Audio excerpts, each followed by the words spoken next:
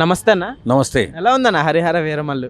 అసలు ట్రైలర్ చూస్తుంటే గూస్ బంప్సేనండి. ఇది మైథలాజికల్ మూవీలా ఉంది, ఒక సెన్సేషనల్ మూవీలా కనిపిస్తుంది. అసలు నిజంగా సినిమా పవన్ కళ్యాణ్ గారికి మైథలాజికల్ మూవీ ఫస్ట్ టైం అనుకుంటా. అసలు మామూలుగా చేయలేదండి. ఇలా 5 సంవత్సరాలు అలా ఏం చేశారబ్బా అనుకున్నాను, కానీ ఇంత అద్భుతంగా తీస్తారని చెప్పి నేను అనుకోలేదు. ఈ ట్రైలర్ చూస్తేనే ఎలా ఉంది, సినిమా ఎలా ఉండబోతుందో చాలా గ్రేట్, చాలా బాగుంది. సో చూసుకుంటే సినిమాలో కొన్ని హైప్ సీన్స్, కొన్ని సీన్స్ చూసుకుంటే కొంచెం గ్రాఫిక్స్ లాగా ఈజీగా కనిపెట్టేసిన అన్నట్లుగా కూడా కామెంట్స్ వస్తున్నాయి. దాన్ని ఎట్లా చూడొచ్చు? అది పవన్ కళ్యాణ్ గారి మీద ఎక్కువ కామెంట్స్ చేస్తారు, ఎందుకంటే ప్రతి పిన్ టు పిన్ను నిశ్చితంగా పరిశీలించి ఆయనని ఏదో రకంగా విమర్శించాలి, ఏదో రకంగా ట్రోల్ చేయాలని చాలామంది ఉంటారు. ఈ సినిమాతో ఈ ట్రోలర్స్, విమర్శకులు కూడా అందరూ కూడా ఈ సినిమా తుఫాన్లో కొట్టుకుపోబోతున్నారు. సైరా నరసింహారెడ్డి రిపీట్ అయ్యేలాగుందని కూడా అలా ఎందుకు అనుకోవాలి? సైరా నరసింహారెడ్డి రిపీట్ అయ్యేలాగా అస్సలు అనుకోకూడదు. ఎందుకంటే ఇప్పుడు మనము కథలు తీస్తున్నాం, ఇది ఒక కథ, ఒక వీరుడి కథ, ఒక మహావీరుడి కథ. అలాంటి కథలు మనం చూసేటప్పుడు మన హిందూ సాంప్రదాయాల్లో జరిగినటువంటి, మన హిందూ పురాణాల్లో జరిగినటువంటి కథలు ఇవి, పూర్వం రాజుల కథలు. అలాంటి కథలను మనం ఆదరించాలా, అభిమానించాలా, ఖచ్చితంగా ఇలాంటి సినిమాల్ని ప్రోత్సహించాలా. అది పవన్ కళ్యాణ్ అనే కాదు, ఇలాగే ఖచ్చితంగా మన కథల్ని, మన పురాణ గాథల్ని మనం ఖచ్చితంగా ఆహ్వానించాలి, వాటిని ప్రోత్సహించాలి. అట్లానే ఇప్పుడు చాలా రోజుల తర్వాత పవన్ కళ్యాణ్ గారు స్క్రీన్ మీద కనిపించారు కదా. సో ఆఫ్టర్ లాంగ్ టైం ఎలా అనిపించింది మళ్ళీ పవన్ కళ్యాణ్ గారు మూవీ? ఏవో ఆయన కనిపిస్తేనే చాలు, ఆయన డాన్స్ చేయాల్సిన అవసరం లేదు, ఫైట్ చేయాల్సిన అవసరం లేదు, నడుస్తూ వస్తూ కనిపిస్తే చాలు, గూస్ బంప్సే. కాబట్టి సెన్సేషనల్ మూవీ, మామూలు సినిమా కాదు ఇది. ఈ సినిమా ఎక్కడికి ఏ రేంజ్లో వెళ్తుందో కూడా ఊహించలేనంత రేంజ్కి వెళ్తుంది. ఏదో సినిమాతో కంపేర్ చేయకూడదు మనం. ఖచ్చితంగా ఈ సినిమా పవన్ కళ్యాణ్ గారి సినీ జీవితంలో ఒక అద్భుతమైన మైలురాయిగా నిలబడబోతుంది. ఓకే. సో ఇంకా చూసుకుంటే మూవీ కలెక్షన్స్, సో ఇప్పటివరకు అయితే పుష్పన్ అయితే ఏది బీట్ చేయలేదు. సో ఇది ఏమన్నా బీట్ చేసింది అనుకోవచ్చా? పుష్పకి దీనికి పోల్చకూడదని నేను అదే అంటున్నా. ఎందుకంటే పవన్ కళ్యాణ్ గారి సినిమాల్లో సమాజానికి ఉపయోగపడేటటువంటి చాలా సన్నివేశాలు ఉంటాయి. మనం ఎలా బతకాలి, ఎలా పౌరుషంగా ఉండాలి, ఇలాంటివన్నీ కూడా చూపిస్తాడే తప్ప జనాలకి చెడ్డగా ఏది చూపించేటటువంటి సినిమాలు ఆయన చేయడు. చెడ్డ సీన్స్ కూడా ఏముండవు. కాబట్టి పుష్ప సినిమాకి దీనికి పోల్చకూడదు అసలు. ఇది మైథలాజికల్ మూవీ, మంచి కథ, అద్భుతమైన కథ, దీన్ని ప్రతి ఒక్కరు కూడా ఆహ్వానించే కథ. ఓకే.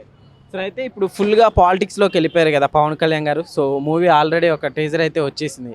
సో మూవీస్లో ఉంటే బెటర్ అంటారా, లేకుంటే పాలిటిక్స్లో ఉంటే బెటర్ అంటారా? ఆయన బంగారు పళ్ళెం లాంటి జీవితాన్ని వదిలేసుకుని, ఒక అద్భుతమైన జీవితాన్ని వదిలేసుకుని వేళ మూవీస్ చేయలేక కాదు, సంపాదించుకోలేక కాదు, ఆయన 100,000 కోట్లు సంపాదించేసుకున్నాం మూవీస్ ద్వారాగానే. ఎవరిలాగా దోపిడీ చేయాల్సిన అవసరం లేదు. కానీ నాకు ఇలాంటి జీవితాన్ని ఇచ్చిన ప్రజలకి నేను ఏదైనా చేయాలి, నేను ఖచ్చితంగా పేద ప్రజల పక్షాన్ని నిలబడాలి, పేదలకి ఉపయోగపడాలి. రాజకీయాలు కరప్షన్ రాజకీయాలుగా మారిపోయిన తర్వాత ఏ పేదవాడు కూడా సుఖశాంతులతో బతకలేదు. వాళ్ళకి నేను అండగా నిలబడాలనే ఆలోచనతో, సదుద్దేశంతో వచ్చాడు రాజకీయాల్లోకి. ఆయనకు డబ్బుతో పని లేదు, పేరుతో పని లేదండి. పేదవాడు బాగుండాలి, వాళ్ళందరూ ఆనందంగా ఉండాలి. ఎవడో కూడా తెలుగు రాష్ట్రాల్లో ఆకలితో పడుకోకూడదని ఆలోచించే గొప్ప మనస్తత్వం ఉన్న మనిషి పవన్ కళ్యాణ్ గారు. కాబట్టి ఆయన సినిమాల్లోనూ ఉండాలి, రాజకీయాల్లోనూ ఉండాలి.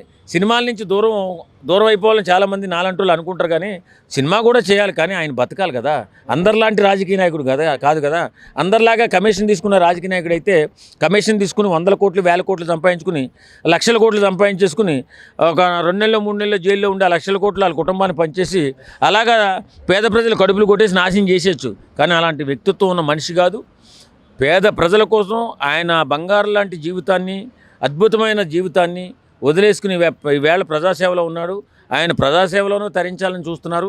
కాబట్టి అలాంటి వ్యక్తిత్వం ఉన్న మనిషి ప్రజాసేవలోనూ ఉండాలి.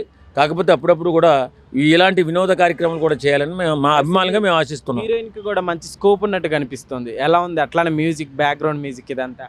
నేను ఒక గొప్ప రహస్యం చెప్తున్నాను. ఈ సినిమాతో హీరోయిన్ హై స్థాయికి వెళ్ళిపోతుందండి, చాలా గొప్ప స్థాయికి వెళ్ళిపోతుంది. ఎందుకంటే అమ్మాయిని అంత బాగా చూపించారు ఈ సినిమాలో. ఆమె చాలా సినిమాలు చేసింది, కానీ అద్భుత విజయాలు ఏం లేవు. ఈ సినిమాతో మాత్రం ఒక అద్భుతమైన విజయాన్ని సాధించి ఆమె ఖాతాలో వేసుకోబోతుంది. ఫైనల్ గా పవన్ కళ్యాణ్ డైలాగ్ తెలియదు.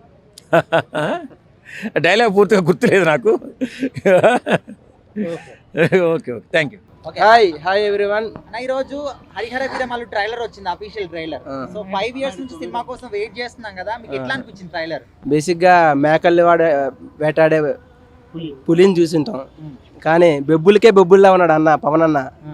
జై పవర్ స్టార్ బ్రో. ఒక్కొక్క అంటే ఇలాంటి లుక్స్ లో ఇంతవరకు ఏ సినిమాలో కూడా మనం చూడలే పవర్ స్టార్ గారిని. మరి ఈ లుక్స్ లో ఎట్లా అనిపిస్తున్నారు? లుక్స్ లో అంటే మనం బ్యాక్ వెళ్ళినట్టయితే ఒక మూవీ మీకు ఐడియా ఉంటుంది, కెమెరామెన్ గంగతో రాంబాబు యాటిట్యూడ్ ఐడియా మీకు ఐడియా ఉందా? దానికి మించి ఉంది. మనం పవన్ కళ్యాణ్ గారిని ఎలా చూడాలనుకుంటున్నాం అలాగే చూస్తున్నాం. ఎంఎం కీరవాణి గారి మ్యూజిక్ అయితే ఒక వేరే లెవెల్లో ఉంది. బీజిఎం డైరెక్టర్ గారు చాలా బాగా చూపించారు. ఇంకా ముందుకి ఇంకా బాగా అంటే స్క్రీన్ ప్రెజెన్స్ అంటే ట్రైలర్లో చూస్తేనే ఒక రకమైన గూస్ బంప్స్ వస్తున్నాయి. సో ఆయన్ని చాలా గ్యాప్ తర్వాత సరైన మూవీలో చూస్తున్నాం, పాన్ ఇండియా మూవీలో చూస్తున్నాం. కళ్ళు నెరవేరిపోతున్నాయి ఫ్యాన్స్వి. సో థియేటర్లు దద్దరిల్లిపోతాయో పేలిపోతాయో ఎవరికి అంత చెక్కం అనమాట. ఆఫ్టర్ లాంగ్ టైం ఎలా ఉంది పవన్ కళ్యాణ్ గారు మళ్ళీ స్క్రీన్ మీద చూడడం? యాక్చువల్లీ చాలా మంది పవన్ కళ్యాణ్ కానీ ఫిట్నెస్ లెవెల్ గురించి తక్కువ అంచనా వేశారు. సో ఇందులో చూసిన ఆయన స్క్రీన్ ప్రెజెన్స్ చూసిన తర్వాత ఆయన ఫిట్నెస్ లెవెల్ ఏంటి, ఆయన యొక్క యాక్టింగ్ స్కిల్స్ ఏంటి, ఫైట్ సీక్వెన్స్ ఏంటి, చాలా మైండ్ బ్లోయింగ్గా ఉన్నాయి. నెవర్ ఎక్స్పెక్టెడ్ అనమాట ఆయన దగ్గర నుంచి. ఇంతకన్నా ఎక్కువ ఇవ్వచ్చు కూడా ఆయన. సో ఇంకా ఆయన అటిట్యూడ్లో ఆయన దీనికి ఉన్న క్రేజ్కి ఇది ఇంకా 50% మాత్రమే. ఇంకా ముందు ఇంకా వస్తుందేమో మేబీ. చూసుకుంటే సరే నరసింహారెడ్డి కాస్త దాన్ని ఈక్వల్ చేసినట్టు నా అన్నదమ్ముల్ని సింహాన్ని బెబ్బుల్ని ఎలా పోర్చుదాం అన్న ఒక ఇందులో ఉండి ఒక అడవిలో ఉండి అన్న తమ్ముడు అన్నకు మించిన తమ్ముడు. బ్రో మరి సీజీ వల్లనే సినిమా డిలే అయింది కదా, మరి సీజీ బాగాలేదు అంటున్నారు, మీరేమంటారు? గ్రాఫిక్ సీజీ వర్క్ అస్సలు బాగాలేదు అంటున్నారు. బాగాలేదు అంటున్నారు అంటే మనం ట్రైలర్ చూసి చెప్పకూడదు అన్న. అది మూవీ చూడండి, ఫీల్ అవ్వండి. ట్రైలర్ను ఇప్పుడు మనం చూడడానికి ఫ్యాన్స్కి ఎలా ఉంటుంది ఏంటి అని చెప్పి చూపించడానికి తప్ప అసలైన కథ వేరే ఉంటుంది, బయట వేరే ఉంటుంది, లోపల వేరే ఉంటుంది.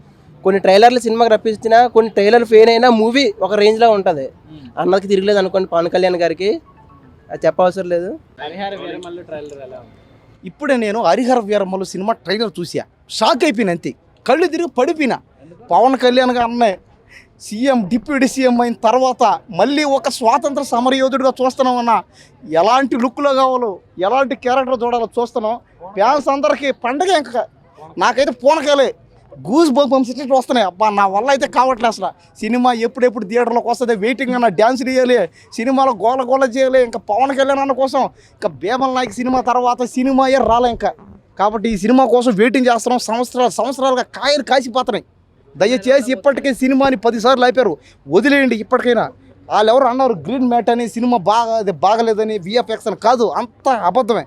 సినిమా మాత్రం చూడండి ఖచ్చితంగా సినిమా మాత్రం లేదు నాకైతే ఎక్కడ అనిపించలేదు. నేను కూడా చేశా హరిహర వీరమల్లు సినిమాలో గుర్రాలు కూడా తోలా.